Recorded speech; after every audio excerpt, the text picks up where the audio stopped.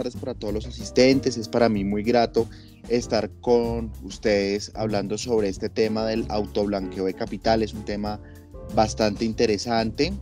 Eh, Quisiera que esta charla sea de su completo agrado, se hará de la forma más amena, de la forma más concreta posible para que podamos inmiscuirnos, indagar sobre los problemas que tiene el delito previo en el delito de lavado de activos, ¿sí?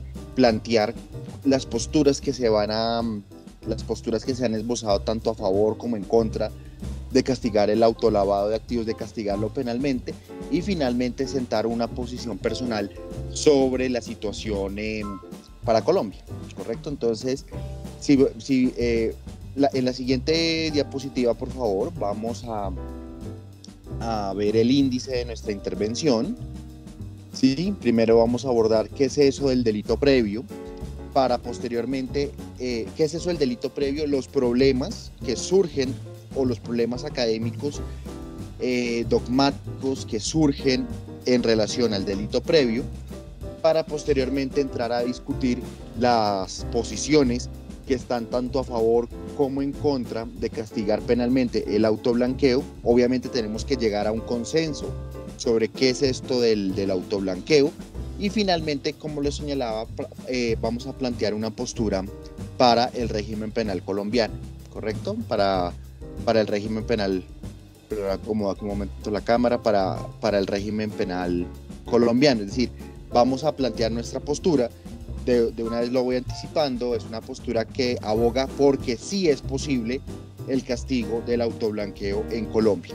Y si bien la jurisprudencia, la doctrina se ha mostrado mayoritariamente a favor de castigar el autoblanqueo, no se pueden ignorar los argumentos que en un momento se han esbozado para abogar porque no sea castigable penalmente, ¿sí? Para que no se castigue penalmente, toda vez que le permiten a todos los que participan en esta discusión ampliar sus horizontes sobre un tema totalmente interesante.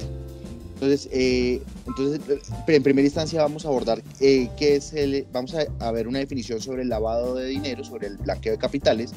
Luego vamos a ver qué es eso del delito previo y los problemas que se pueden derivar del delito previo, las posiciones en contra de castigar el autoblanqueo, las posiciones a favor de castigarlo, y finalmente la postura que personalmente se adopta para el régimen penal colombiano. Entonces, pasemos a la siguiente diapositiva, por favor.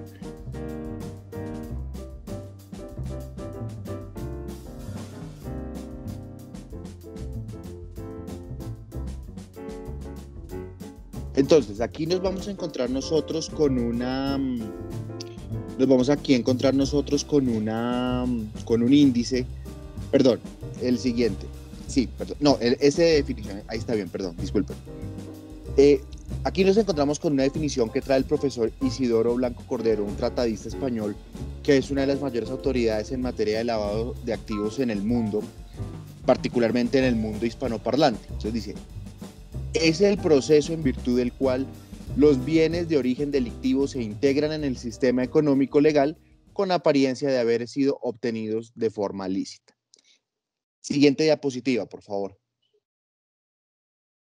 ¿Qué nos plantea esto? Nos plantea lo siguiente, y es que el lavado de activos, el fenómeno de lavado de activos, maneja la siguiente estructura, maneja una estructura que es uniforme, a pesar de que es un delito tan complejo en sus formas de aparición. Haciendo un ejercicio de abstracción podemos darnos cuenta que tiene fundamentalmente la estructura. Tenemos un delito previo, ya vamos a entrar a ver qué es eso del delito previo. Del delito previo emanan unos bienes maculados, manchados, de origen absolutamente ilícito. Se hace el proceso del lavado o de blanqueo de dinero, o lavado o blanqueo de activos, y posteriormente tenemos que los dineros o los otros bienes han quedado con apariencia de legalidad. ¿Qué significa? Que los bienes no solamente van a gozar con una apariencia de legalidad, no solamente van a tener apariencia de legalidad, sino que va a quedar oculta, va a quedar ensombrecida su condición de riqueza de origen ilícito. O sea, el blanqueo de dinero, al final de cuentas, lo que termina es dándole una apariencia de legalidad a bienes ilícitos, a bienes de origen ilícito, y termina ocultando, ensombreciendo, bloqueando ese origen de ilicitud de esos bienes. ¿Qué es el delito previo? Ustedes, las personas que aborden el lavado de activos se darán cuenta que la literatura, la jurisprudencia, algunas disposiciones normativas hablan indistintamente de delito previo o de delito fuente. Son sinónimos, o sea, siempre que estamos hablando de delito previo, de delito fuente, incluso algunos hablan de delito subyacente, es lo mismo. ¿Y qué significa eso de delito previo, de delito fuente, de delito subyacente? Es aquel delito que en un plano cronológico está antes del lavado de activos. Lo antecede. Por eso se habla de delito previo. Y es el delito del cual emanan, surgen los bienes sobre los cuales vamos a proceder a blanquear. Es decir, el delito previo es el delito que en un plano cronológico está antes del lavado de activos y es del cual emanan las riquezas que vamos a lavar. De ahí que el nombre también pueda ser delito fuente. Siguiente diapositiva, por favor. El delito previo ha traído muchos problemas, digamos, ha suscitado muchos problemas de orden académico, de orden conceptual, tales como debe acreditarse y sancionarse en el proceso por blanqueo de capitales el delito previo. Es decir, si nosotros estamos procesando a un individuo por blanqueo de capitales, por lavado de activos, lo estamos procesando, debemos necesariamente dentro del proceso por lavado de activos acreditar y sancionar a la persona por el delito previo o fuente. Por ejemplo, un caso de narcotráfico.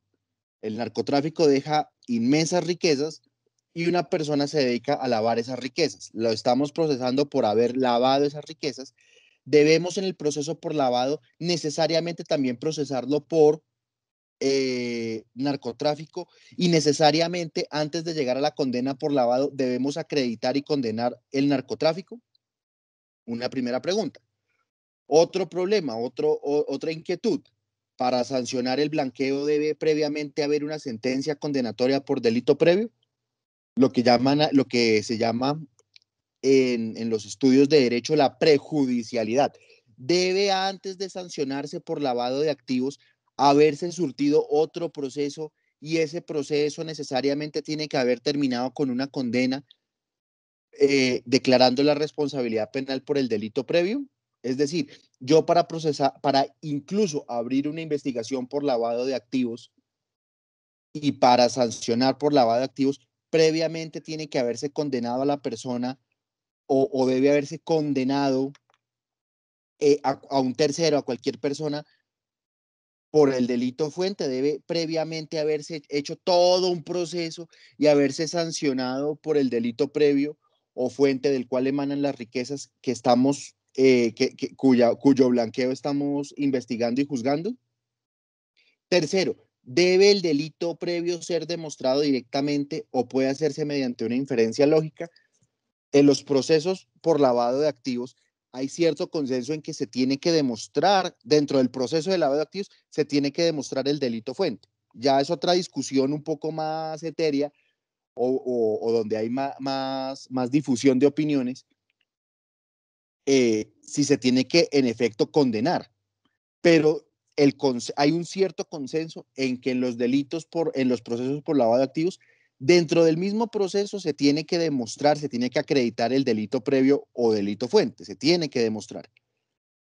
Ahora, ahí surge la inquietud, se tiene que demostrar directamente, es decir, con pruebas directas, con pruebas precisas, contundentes, inequívocas, demostrar que se cometió un narcotráfico, por ejemplo, que es un delito fuente, aunque no es el único, o bastará con una inferencia lógica, es decir, un proceso indiciario en el cual, a partir de unos hechos irregulares, ¿sí?, se puede establecer la realización de un delito y con eso dar por chuleado el requisito de demostrar el delito previo o fuente.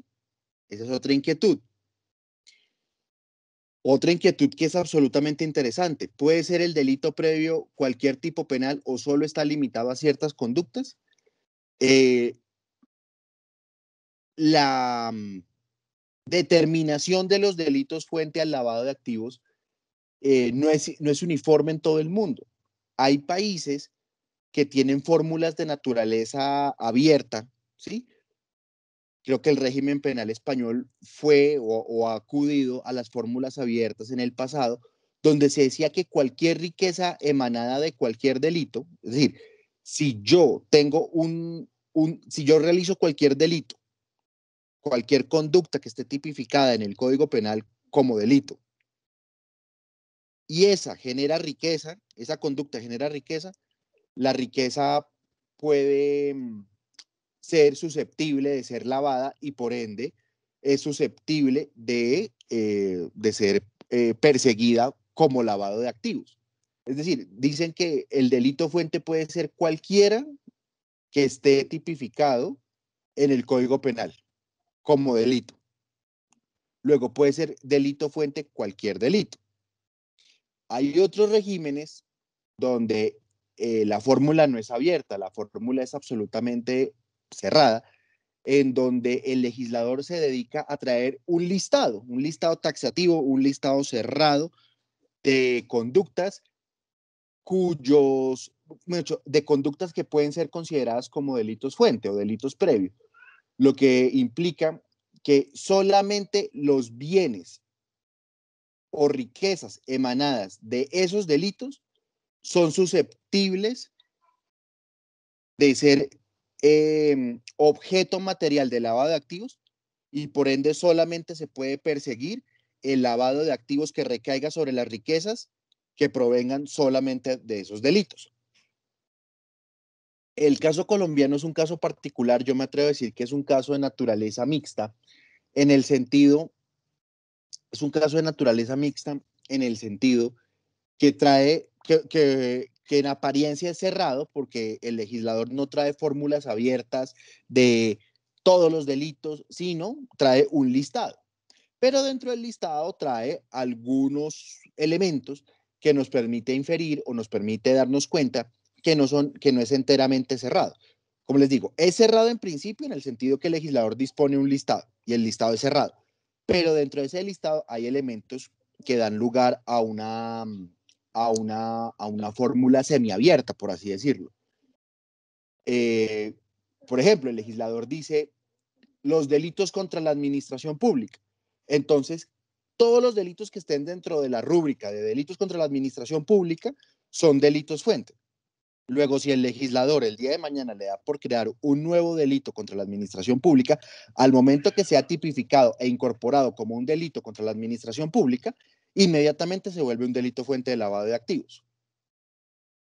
Están también los delitos contra el sistema financiero como delitos fuente. Luego, cada vez que el legislador le dé por crear un nuevo delito y lo enmarque como un delito contra el sistema financiero, inmediatamente se vuelve un delito fuente contra el lavado, un delito fuente del lavado de activos. Inmediatamente, apenas el legislador lo tipifique y lo ponga dentro de la rúbrica delitos contra el sistema financiero, se vuelve inmediatamente un delito fuente de lavado de activos. Y hay otra fórmula que es una fórmula que la doctrina ha llamado el delito comodín y es el concierto para delinquir.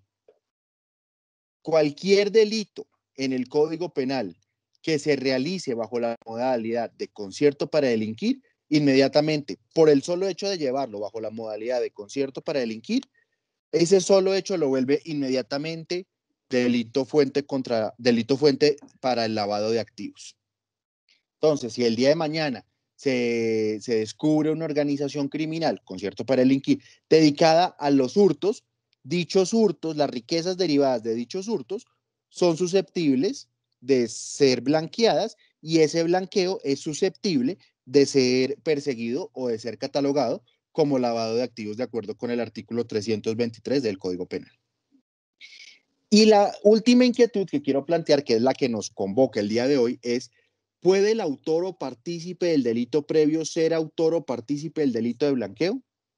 Eso es lo que se puede entender como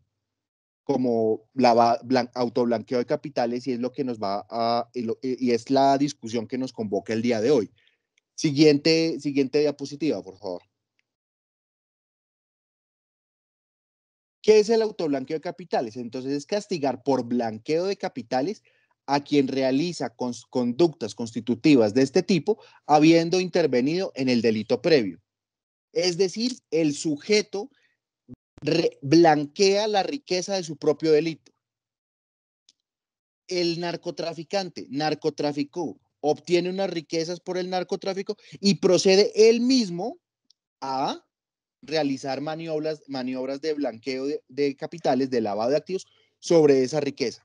Entonces, ¿qué es el autoblanqueo de capitales? Vamos a castigar por blanqueo de capitales a quien realiza conductas constitutivas de este tipo, de lavado de activos, habiendo intervenido en el delito previo. Castigamos por blanqueo de capitales a quien lava la riqueza de su propio crimen, a quien lava su propia riqueza. Siguiente diapositiva. Entonces, ya teniendo claro o habiendo presentado qué es el lavado de activos, reiteramos, es la persona, el autoblanqueo es la persona que habiendo participado, intervenido en un delito previo o fuente, se dedica a lavar, se dedica a realizar maniobras de lavado de activos sobre las riquezas que emanan del delito en el cual intervino. Entonces, la discusión se plantea es, oiga, ¿podemos castigar a la persona por blanquear, por lavar las riquezas de su propio delito? ¿O no lo debemos castigar? Entonces, claramente se esbozan dos posturas, fundamentalmente, en contra de castigar el autoblanqueo, luego la persona bajo este supuesto solo respondería por el delito fuente y no por lavado, habiendo estado presente en los dos delitos, no responde por lavado, como también veremos posturas que están a favor. Es decir, yo participo en un delito previo fuente y también lavo las riquezas de ese delito, que emanan de ese delito. Entro a responder por lavado de activos y entro a responder por el delito fuente. Mientras que la postura en contra dice que solamente debe responder por el delito fuente. Siguiente diapositiva. Entonces, las posturas que están en contra de castigar el autolavado de activos, el autoblanqueo de capitales, se enmarcan, digamos, los argumentos no son argumentos absolutamente homogéneos, son argumentos que se nutren de diversas fuentes. Primera fuente, la teoría del lavado como encubrimiento. Ese es el primer argumento. Dicen, el lavado de activos es una forma de encubrimiento, por ende, quien lava las riquezas que emanan de su propio delito no debe o no puede responder penalmente. Entonces dicen, el lavado de activos es una forma del encubrimiento, concretamente de la receptación. Como ustedes sabrán, doctores, en el Código Penal existe una rúbrica que se llaman delitos contra la administración de justicia y existe, dentro de esa rúbrica, existe una forma concreta que se llama el encubrimiento. El encubrimiento se encarga de castigar a las personas que entorpecen a la administración de justicia, concretamente en su dimensión de perseguir el delito. Se castiga a las personas que entorpecen la persecución de los delitos. Entorpecer un delito un delito no, entorpecer la persecución de un delito es en sí mismo un delito, ¿sí? Yo cuando entorpezco un delito, he incurrido en un delito. Pero se dice que entonces eso digamos eso es lo que se llama el encubrimiento, los delitos de encubrimiento que castigan a las personas que entorpecen delitos, que entorpecen la persecución de delitos, perdón. Entonces, el encubrimiento tiene dos manifestaciones. Por un lado está el favorecimiento que es una fórmula, digamos, abierta, indeterminada, ¿sí? Y está la receptación, que es un favorecimiento más concreto, se refiere fundamentalmente a bienes, o sea, la conducta recae sobre bienes y consiste en ocultarlos, transformarlos, recibir los bienes que provienen de un delito.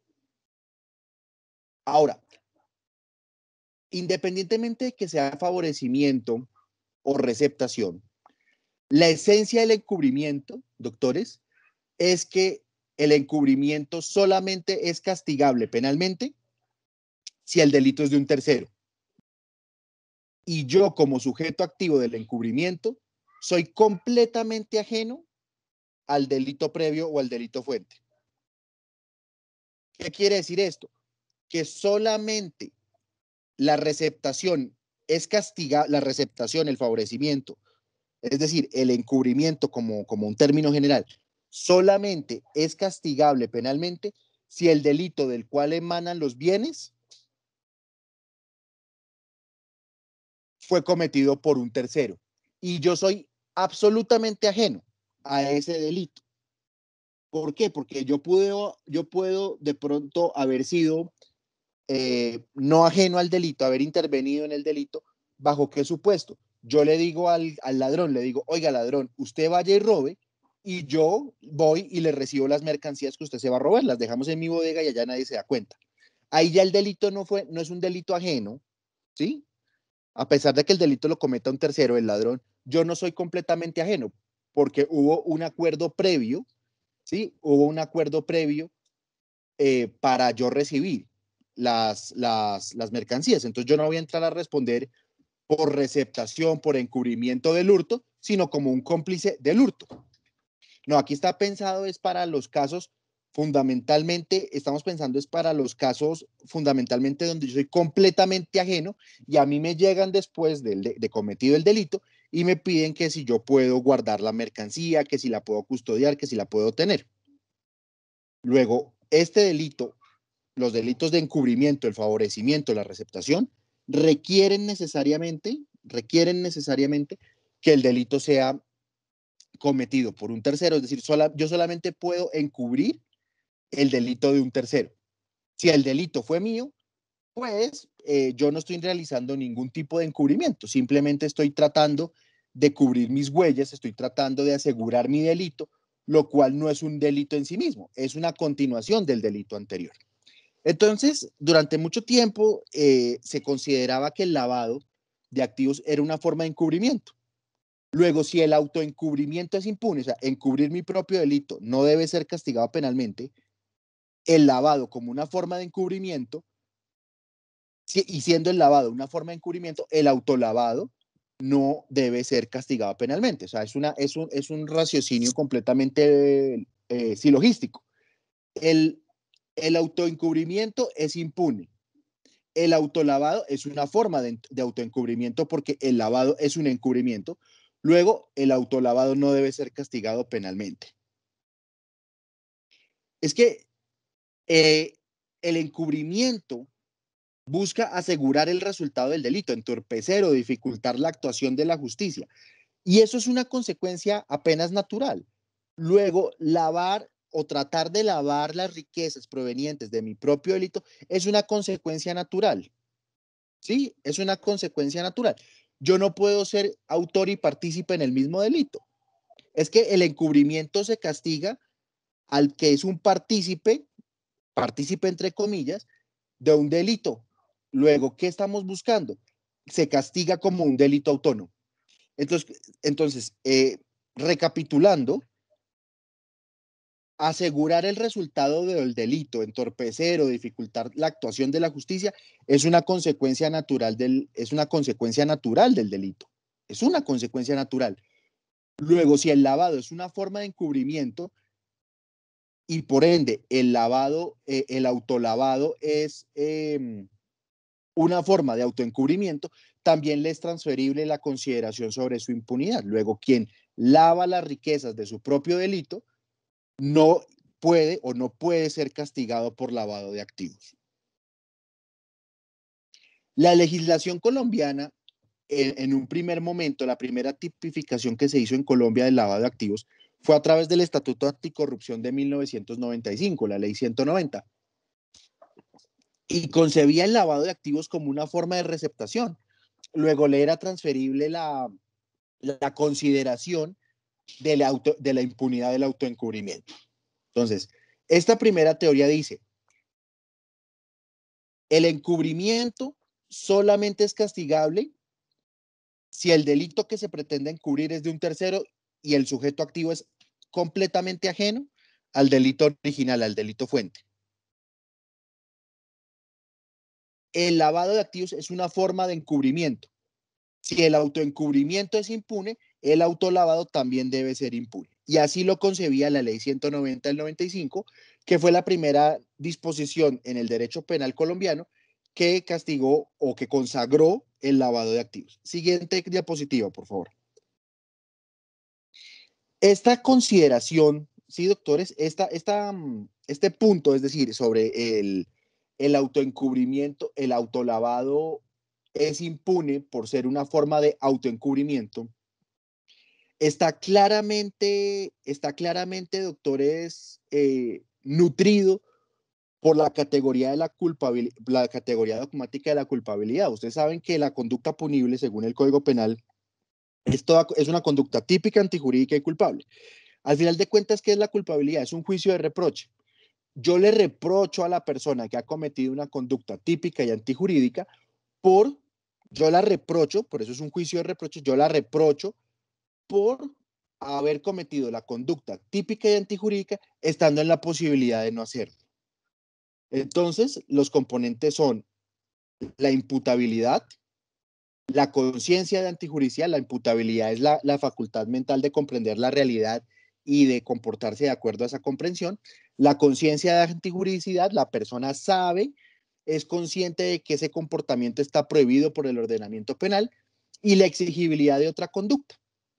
Aquí es donde radica el punto del autoblanqueo. No se le puede exigir a una persona que ha cometido una conducta punible a entregarse a las autoridades junto con los bienes habidos con su actuar delictivo. Exigencia en la que se vería el autor o partícipe del delito previo con miras a evitar una doble sanción. ¿Qué dos sanciones? Por el delito previo y por lavado de activos. Entonces aquí lo que estamos diciendo es, mire, a nadie lo podemos obligar a entregarse. ¿Sí? A nadie lo podemos obligar a entregarse.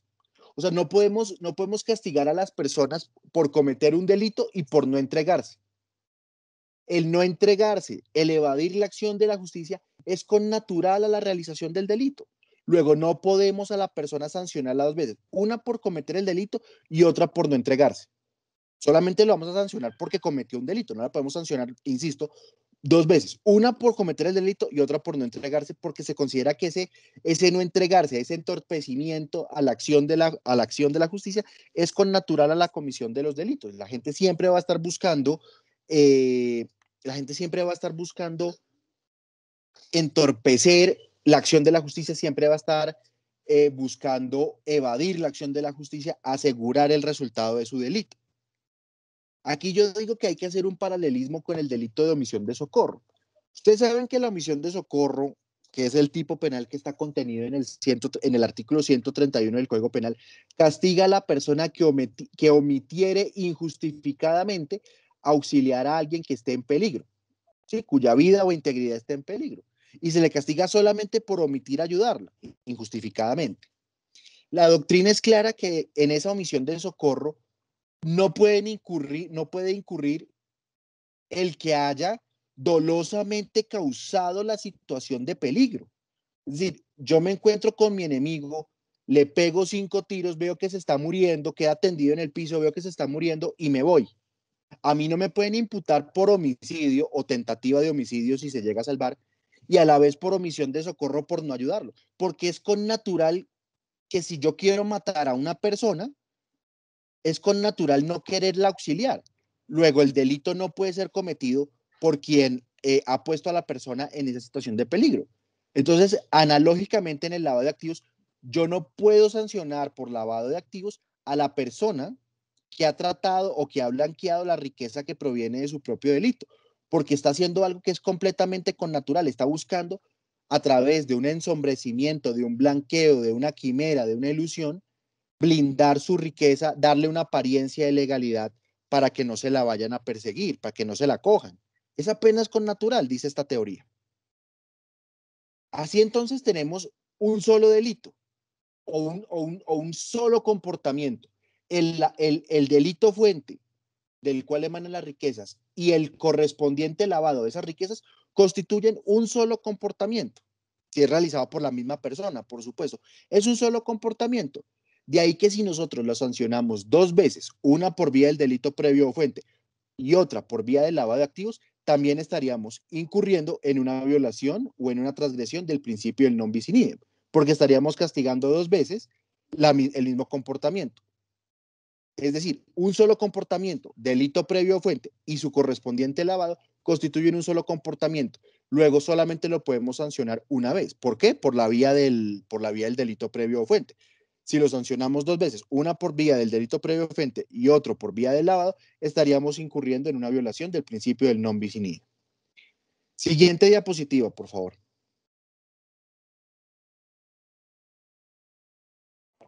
Está la teoría del lavado como un acto posterior copenado. ¿Qué son los actos posteriormente copenados? ¿O qué es eso de un acto posterior copenado? Es un acto que, como el nombre lo indica, es posterior, va después del delito y lo que busca es asegurar o afianzar el resultado. No lesiona a un nuevo bien jurídico.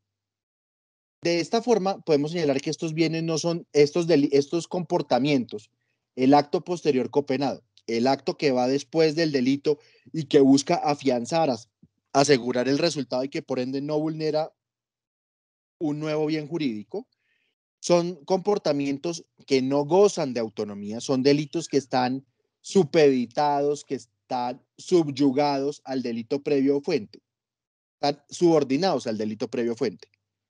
¿Sí? Casi que haciendo una invocación de las relaciones de esclavitud en el mundo antiguo, el amo y señor es el delito previo a fuente. El lavado es, si es realizado por la misma persona, por supuesto, el lavado es el esclavo, es el criado, es el que está sometido, está subordinado, no goza de autonomía. Entonces, ¿qué sucede?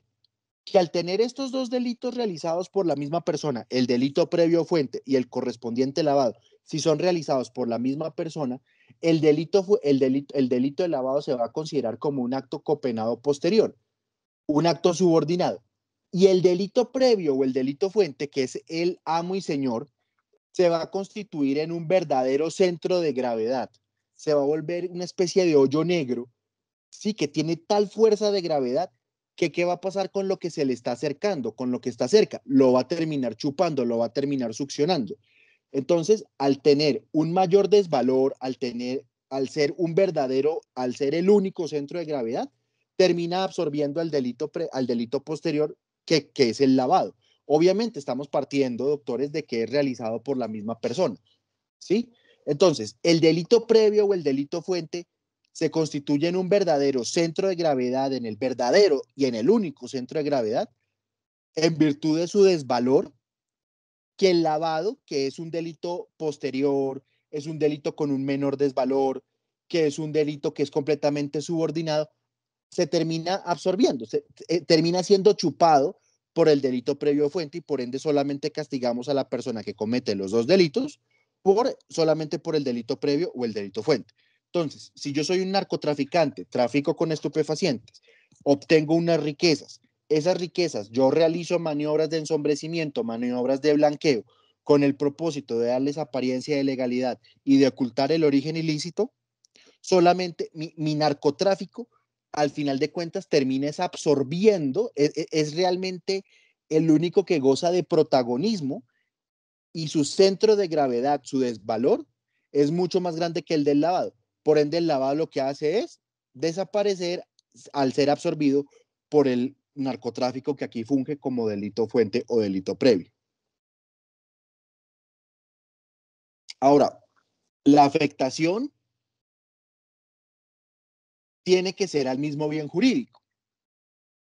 Y aquí es donde se empieza a perfilar una crítica hacia una crítica en escenarios de autolavado, una crítica a este argumento del lavado como un acto posterior copenado. Y es que para nosotros hablar de actos posteriores copenados, los dos delitos, el delito principal y el acto posterior copenado, ambos tienen que atacar al mismo bien jurídico. Tiene que haber una identidad, una homogeneidad en el bien jurídico. Y ahí hay un problema. Y ya se empieza a resquebrajar esta teoría porque los delitos previos o fuente son de la más variada naturaleza respecto del bien jurídico tutelado. Si ustedes cogen el artículo 323, perdón, del Código Penal y observan el listado de delitos fuente, observarán que hay delitos que afectan a bienes jurídicos de distinta naturaleza. Hay delitos contra el patrimonio económico, están todos los delitos contra la administración pública. Hay delitos contra el orden económico y social como los delitos aduaneros, pero están también los delitos contra el sistema financiero. Hay delitos contra la libertad individual, como es, por ejemplo, la trata de personas, el secuestro extorsivo. Delitos contra el patrimonio económico como la extorsión. ¿Sí? De hecho, hay una propuesta cursando en el Congreso de la República para volver a los delitos ambientales delitos fuente de lavado de activos, volver a la minería ilegal como un delito fuente de lavado de activos. Entonces entrarían ahí otro bien jurídico como es el medio ambiente. Entonces, no todos los bienes, no todos los delitos fuente tutelan el mismo bien jurídico.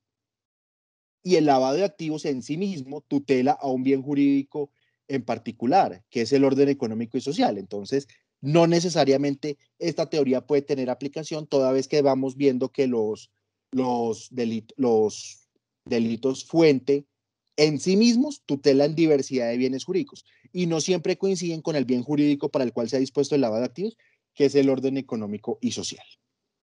Entonces, recapitulando, se considera que el autolavado de activos o el autoblanqueo de capitales no se puede castigar penalmente porque, primero, se considera que es una forma de encubrimiento y al ser el autoencubrimiento impune, esta consideración le es transferible al autolavado de activos. Y en segundo lugar, porque se considera que el delito fuente tiene tal desvalor, tal centro de gravedad, que el desvalor del lavado de activos es ínfimo comparado con el delito fuente y por ende es absorbido, siempre y cuando sean realizados por la misma persona, ¿no? Siguiente diapositiva.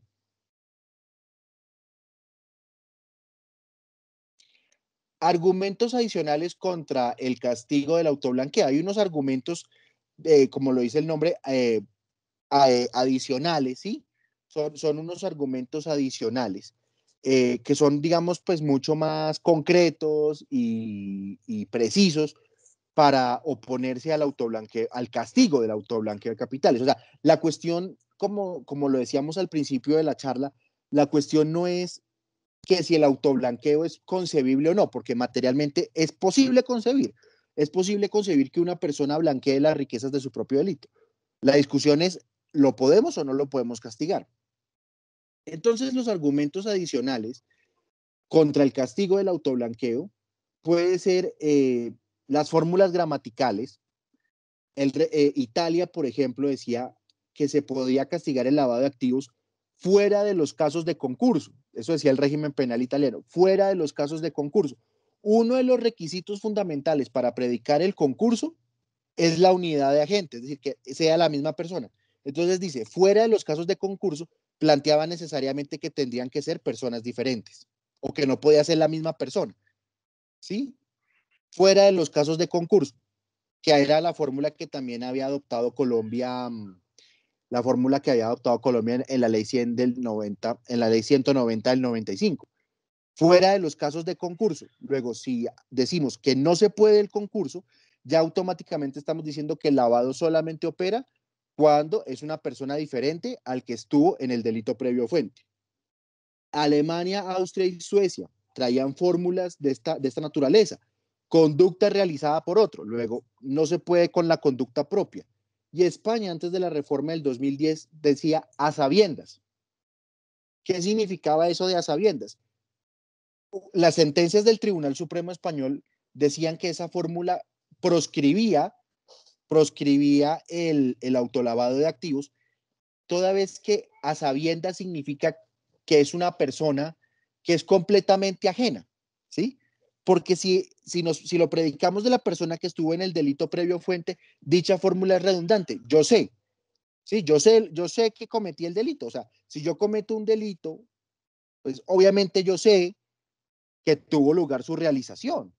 Luego, cuando el legislador dice a sabiendas, claramente se está refiriendo a personas que son ajenas al delito, pero que tienen conocimiento sobre el mismo. Y eso, pues, digamos, era la fórmula para acreditar, y claramente eso daría pie para acreditar el dolo, que es, que es la modalidad de conducta con la cual se castiga el lavado de activos. Entonces vimos que hay unas fórmulas gramaticales, como la italiana, fuera de los casos de concurso.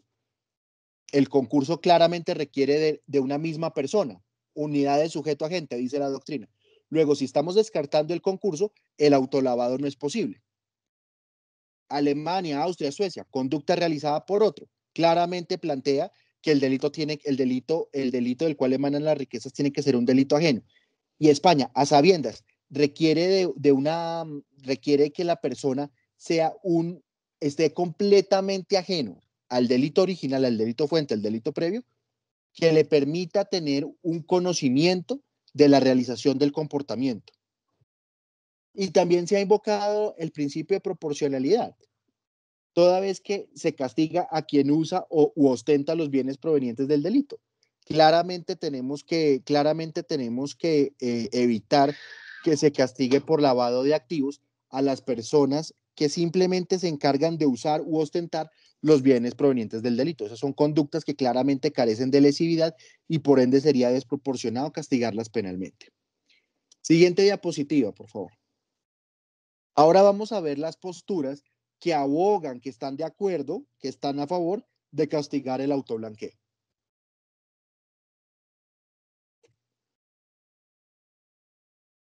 Primera, y normalmente nos vamos dando cuenta que en muchos casos las posturas a favor nacen a partir de una crítica o nacen con la crítica a las teorías que abogan por no castigar el autoblanqueo. La primera, se descarta la teoría del mayor desvalor siempre en el delito previo. Es decir, no siempre, doctores, el centro de gravedad, no siempre el centro de gravedad es el delito previo o fuente. No siempre el delito previo o fuente tiene más desvalor que el lavado de activos. La pena, si ustedes observan, doctores, la pena en el delito de lavado de activos es sustancialmente alta. ¿Sí? El lavado de activos desde el lavado de activos en su consagración en el Código Penal de 2000 ha sido objeto de numerosas reformas. La ley 890, la ley 1121, la ley 733 o 742 del 2002, no me acuerdo cuál es exactamente, la ley 1762 del 2015, la ley 1453 del 2011. O sea, ha sido objeto de múltiples reformas el delito de lavado de activos, y las reformas han estado enfocadas en tres ejes fundamentales: aumentar delitos fuente, aumentar verbos rectores y aumentar penas. Y el lavado de activos es un delito con una pena en sí misma alta. De hecho, el lavado de activos puede tener una pena más alta que algunas modalidades de delitos previo fuente. O sea, el lavado de activos puede tener más pena que ciertas formas de peculado o que el delito de rebelión. Entonces, si tenemos rebelión y lavado de activos, o algunas formas de peculado y lavado de activos, nos podemos topar con la siguiente situación, y es que el lavado de activos tiene una mayor pena que el delito previo fuente, con lo cual se descarta que necesariamente el delito previo fuente tenga un mayor desvalor que el lavado y que tenga un centro de gravedad más fuerte que el lavado y que por ende lo termine absorbiendo. ¿Sí? Es decir, el lavado de activos, como diciendo, el lavado de activos también tiene su valor. El lavado de activos también tiene su peso, tiene su importancia. Luego, no siempre tiene que ser o no siempre está en condiciones de ser absorbido por el delito previo fuente. Ahora, como decíamos sobre otro criterio, como otro criterio para abogar en contra del castigo del autoblanqueo, se postuló la teoría de los actos copenados posteriores. Entonces decían, no, lo que estamos es en un agotamiento del delito previo. El lavado es apenas un agotamiento del delito previo si es realizado los dos delitos por la misma persona, por supuesto. Entonces, es un agotamiento apenas, se está agotando el delito, ¿sí? La teoría de los actos copenados concibe que son agotamientos del delito previo fuente. Oiga, no, un momento. Solamente pueden ser considerados agotamiento del delito previo fuente los actos de disfrute o de transformación directo para el disfrute directo. Entonces, si yo, digamos, soy un narcotraficante, trafico con estupefacientes y recibo dinero y con ese dinero me compro un carro, dicho comportamiento no puede ser un lavado de activos. Dicho comportamiento es un agotamiento ahí sí, pero ¿por qué? Porque estoy utilizando el carro para enriquecerme, para disfrutarlo. Es decir, cuando yo adquirí el carro y se transformó el dinero, que es el origen del lavado de activos, que está originando un lavado de activos, el dinero se transforma y ahora tenemos es un carro. Dicha transformación no puede ser considerada lavado de activos en el entendido que estoy haciendo una transformación para un disfrute directo del dinero. ¿Sí? Luego, si yo disfruto los bienes origen, si yo disfruto los bienes que tienen su origen directo o indirecto en un delito previo fuente de lavado de activos, no estoy lavando activos. Ahí sí podemos estar hablando en estricto sentido de un agotamiento del delito previo fuente. O cuando yo los transformo para disfrutarlos enseguida. Esos sí son agotamientos. Pero los actos en los cuales yo transformo los bienes múltiples veces para darles una apariencia de legalidad no es un simple agotamiento del delito previo fuente. Ya estamos inmersos en la realización de un nuevo delito. El principio de proporcionalidad también es invocado, doctores. El principio de proporcionalidad también es invocado para abogar a favor de castigar el autoblanqueo de capitales. ¿Por qué? Porque nos podemos encontrar con la siguiente situación. Yo cometo un peculado. Sí, yo cometo una determinada modalidad de peculado y lavo mis propios bienes en coautoría con otra persona, con un tercero que no tuvo que ver con el peculado. Fíjense esta situación. Yo puedo, si nosotros proscribimos castigar el autolavado, yo que cometí los dos delitos, peculado y lavado, solamente respondería por peculado. Y el otro entraría a responder por lavado únicamente, que fue lo único que cometió, pero siendo el peculado un delito con una pena inferior al lavado, yo que estuve inmerso en los dos comportamientos, entraría a responder con una pena sustancialmente inferior al que solo cometió lavado. Como les digo, el lavado tiene una pena en sí misma es muy alta. Y comparada con otros delitos fuente, como ciertas formas de peculado, como la rebelión, el no castigarme a mí por los dos delitos y castigar por lavado a la otra persona puede llevarnos a una situación claramente de desproporcionalidad. Yo estuve inmerso en los dos delitos, o sea, ambos, o sea, mi socio y yo lavamos la plata proveniente de un peculado que yo cometí. Mi socio entra a responder más fuerte que yo, que estuve inmerso en los dos delitos, habiendo incluso yo realizado más comportamientos delictivos que él. Y también está, doctores, el orden gramatical. El orden gramatical también se ha doctores, invocado para que el autolavado sea castigable. Hay regímenes que no lo prohíben expresamente, como sí lo prohibía expresamente en su momento España, Austria, Alemania, Suecia, Italia. Hay países como el caso de Colombia que no lo prohíben expresamente. Ahora, el lavado de activos hay que entender pues es necesario tener en cuenta que el lavado de activos ya no es una forma de receptación. A partir de la ley 365 del 97, el lavado de activos lo emanciparon de la receptación, como lo tenía el 190 del 95, y lo puso en un delito aparte, autónomo, y le dio el nombre lavado de activos. Y desde entonces, todas las modificaciones, la evolución del delito de lavado de activos, en ningún momento han dicho o adoptado una fórmula como la española, la austriaca, la sueca, la alemana, la italiana, que expresamente lo prohibieran. Y el convenio de Estrasburgo de 1990 les dijo a los estados suscribientes, entre esos Colombia, oye, Estado, usted tiene una discrecionalidad para excluir a los intervinientes en el delito previo. O sea, usted Estado, es discrecional para castigar o no el autolavado. De excluir a las personas que participaron en el delito previo, castigarlos del alcance del lavado de activos. Como usted ha guardado silencio, como no ha habido una exclusión por parte del legislador, no se entienden excluidos y también pueden entrar a responder por lavado de activos si realizan lavado de activos sobre las riquezas que emanan de su propio delito. Siguiente diapositiva, por favor.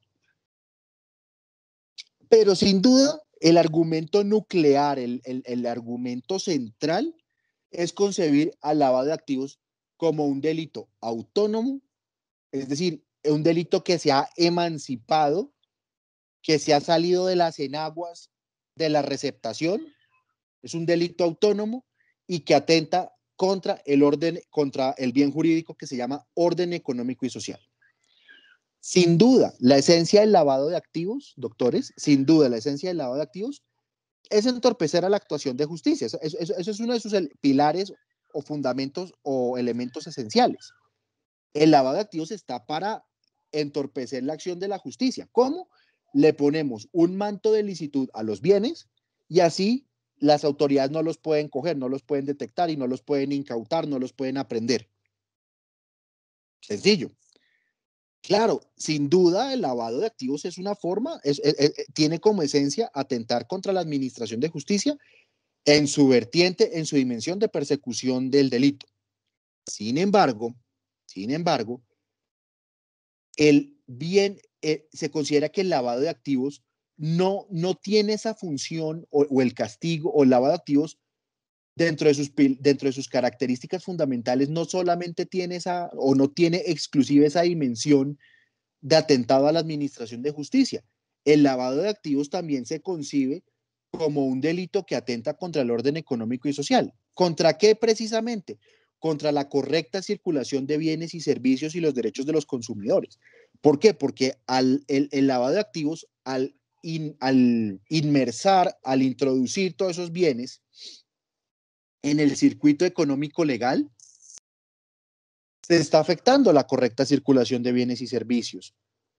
¿En qué sentido? En que en algunas oportunidades los usuarios, los intervinientes en el mercado, no van a tener certeza sobre el origen de los bienes. Es un mal negocio adquirir bienes de origen ilícito, es un mal negocio porque se los van a quitar. Entonces, uno que siempre dice, no, yo necesito asegurarme de que los bienes que estoy adquiriendo sean de origen legal. Entonces, doctor, es obvio. Si nosotros lavamos los bienes y se los presentamos a las personas como de origen lícito, ¿sí? Los adquirentes de esos bienes y de esos servicios van a estar adquiriendo un, una fruta envenenada, ¿sí? Aparte de eso, se considera que el lavado de activos es un factor que ataca a la economía legítima. Puede, por ejemplo, ser un factor de generación puede ser un factor que incida o que genere inflación. Si nosotros empezamos a meter divisas y divisas en el mercado, divisas extranjeras en el mercado, con el propósito de blanquearlas, obviamente, ¿qué va a pasar? Que el precio por ejemplo, si empezamos a meter dólares, producto, por ejemplo, de la venta de estupefacientes, y empezamos a mercarlas y a circular, va a haber una gran cantidad de esas divisas en el mercado afectando a las de origen lícito, y al haber tanta divisa, al haber una sobreoferta de divisas, la divisa va a perder valor. Es decir, el precio, por ejemplo, del dólar se va a ir al piso y eso va a tener unos efectos para los agentes económicos que, que trabajan con las divisas extranjeras, por ejemplo, los exportadores. ¿Sí? Entonces, el lavado de activos, doctores, no solamente atenta contra la administración de justicia, también atenta contra el orden económico y social. ¿Sí? Y al ser emancipado, doctores, de la receptación, lo que pasó en la ley 365 del 97, hizo que el lavado de activos se volviera un delito autónomo, o sea, ya no está atado a la impunidad del autoencubrimiento, sino que ha sido llevado al orden económico y social con las consideraciones que hemos expuesto, y aparte de todo, es un delito autónomo. Luego no está atado, no está sometido a la impunidad del autoencubrimiento. Y a favor del autolavado, de castigar el autolavado, ya hay regímenes que expresamente, como el régimen español, el régimen de Bélgica, Perú, ya son países que expresamente castigan el autolavado de activos. España, por ejemplo, desde el año 2010, dice, el que, digamos, en una definición muy rápida, muy concreta, el que lave activos provenientes de un delito cometido por él o por tercera persona. ¿Sí? Bélgica trae, por ejemplo, el régimen penal de Bélgica trae expresamente la posibilidad de blanqueo, pero para solamente unos determinadas formas de blanqueo, para otras no dice nada, con lo cual asumimos que ahí el autoblanqueo sí está prohibido. Lo mismo Perú, que trae la fórmula en virtud de la cual a mí me castigan por cometer conductas de lavado sobre bienes provenientes de un delito cometido por mí o por un tercero. ¿Cuál es mi postura o cuál es la posición que yo adopto para Colombia? Yo soy, digamos, de una vez lo voy diciendo, Colombia, en Colombia sí es posible el autolavado de activos, sí es posible. Siguiente diapositiva, por favor. Primer argumento que me permite a mí adoptar esta postura. Primero, la ley 365 de 1997 y el Código Penal del 2000 le han dado al lavado de activos una tipificación autónoma, es decir, que está emancipado, liberado de las ataduras de la receptación. ¿Cuál atadura? Que la receptación solamente se castiga si el delito es de un tercero y yo soy completamente ajeno a ese delito. ¿Listo? Entonces, el legislador claramente dispuso la emancipación del lavado de activos frente a la receptación. En segundo lugar, que no lo emancipó, sino que lo emancipó y lo llevó a un determinado bien jurídico. ¿Cuál? El orden económico y social. El legislador por disposición expresa lo ubicó ahí. Y es que, doctores, el bien jurídico tutelado no solamente es un criterio para que nos ubiquemos mejor en el código, sino es un criterio que nos ayuda a comprender, como lo dice Zugaldía Espinar, profesor español de la Universidad de Granada, es un elemento que nos ayuda a nosotros a comprender la dañosidad del comportamiento. Es a partir del bien jurídico tutelado, o sea, el bien jurídico que tutela un determinado delito nos ayuda a entender el alcance de ese delito. Y al legislador haberlo ubicado expresamente en los delitos contra el orden económico y social, nos ayuda a entender que este es un delito que atenta contra la correcta circulación de bienes y servicios y atenta contra los demás, y que el lavado de activos es un generador de efectos nocivos como, por ejemplo, la inflación para la economía nacional. Ahora, este es un punto que, digamos, yo lo tenía con mayor vehemencia en el pasado. Hoy unos añitos de reflexión me han llevado a no ser tan radical, pero yo en su momento, doctores, era muy crítico con unos determinados verbos rectores, el poseer, el tener, el administrar los bienes.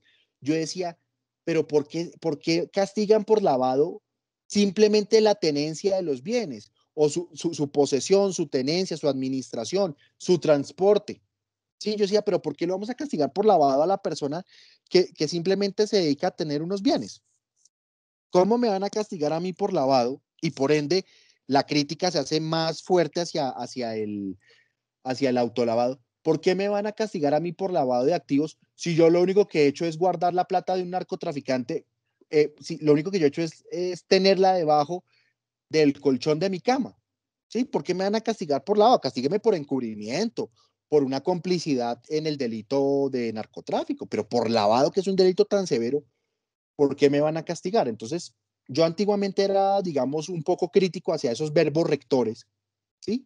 Porque no tenían una capacidad para contaminar el torrente económico y serían más bien un agotamiento del delito, ¿sí? Por ejemplo, el guardar, el ocultar unos dineros, ¿sí? Yo decía, sin embargo, y esa ha sido la reflexión al cabo de unos años, hay que comprender que el lavado de activos no es un acto o no es una instantaneidad. El lavado de activos es un proceso y muchos de esos verbos rectores como poseer, tener, almacenar, transportar, ¿sí? Se castigan es porque queremos atajar el proceso en cualquiera de sus fases, ¿sí?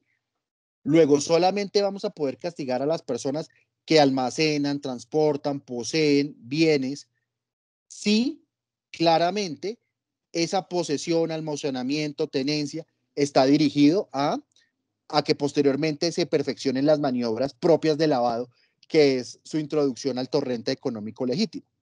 ¿Sí? Entonces, obviamente, yo sigo siendo muy cauteloso con la inclusión de estos verbos y más en materia de autolavado, porque listo, narcotraficante, doy la mercancía, me dan la plata. El solo hecho de poseerla, ¿sí? El solo hecho de tener la plata, posesión, el solo hecho de tenerla, lavado. Uy, bueno, yo, pues, digamos, yo soy muy crítico con esa visión tan exegética. Claro, ¿por qué me pueden castigar? Porque de pronto mi posesión es una forma de facilitación o está destinada a que posteriormente se lave el dinero. Entonces digamos, ya me he vuelto un poquito más tolerante hacia la inclusión de esos verbos rectores. Sin embargo, hay que tenerles, pues, hay que mirarlos con cierto recelo y más en fenómenos de autolavado. Y finalmente, no hay una exclusión del interviniente en el delito previo como sujeto activo. El lavado de activos desde la ley 365 del 97 a hoy no dispone expresamente que el interviniente en el delito previo, quien estuvo en el delito previo, quede excluido del lavado de activos. Por ende, yo entiendo que esa falta de exclusión, como exclusión que sí existe, por ejemplo, en la receptación, la hemos entendido como una permisión o como un aval por parte del legislador para castigar por lavado a quien ha intervenido en el delito previo.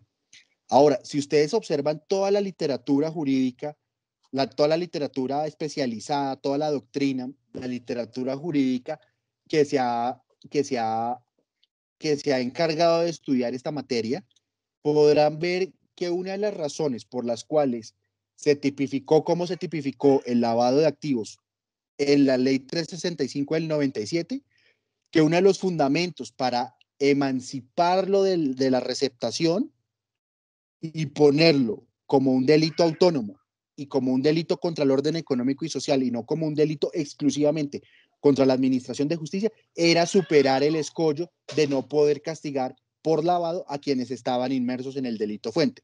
Es decir, podemos decir que una de las pretensiones del legislador y por ende un argumento a favor de castigar el autolavado, uno de los argumentos del legislador en el año para la ley 365 del 97 era precisamente independicemos, emancipemos el lavado de activos para poder castigar por lavado a quien intervino en el delito previo o fuente. Ahora, yo sugiero, y es una sugerencia, para zanjar esto definitivamente, que el legislador haga una reforma al artículo 323 del Código para poner una fórmula, como la fórmula española, como la fórmula peruana, que expresamente se entienda, que expresamente quede consignado que se puede castigar por lavado a quien intervino en el delito previo fuente. Es decir, que expresamente quede consignado que se puede castigar el autolavado de activos. Muchas gracias y con esto concluimos este webinar.